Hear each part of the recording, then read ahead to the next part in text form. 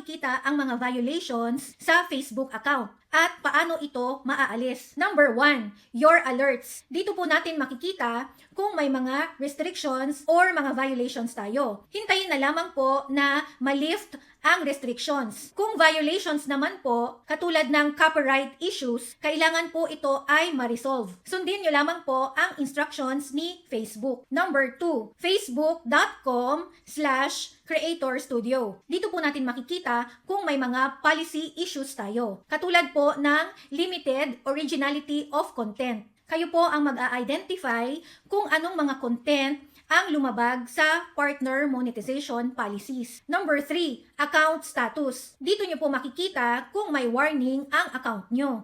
Pwede pong may nalabag kayo sa community standards ni Meta. Number 4, page quality. Number 5, monetization tool. Makikita po natin dito kung meron tayong mga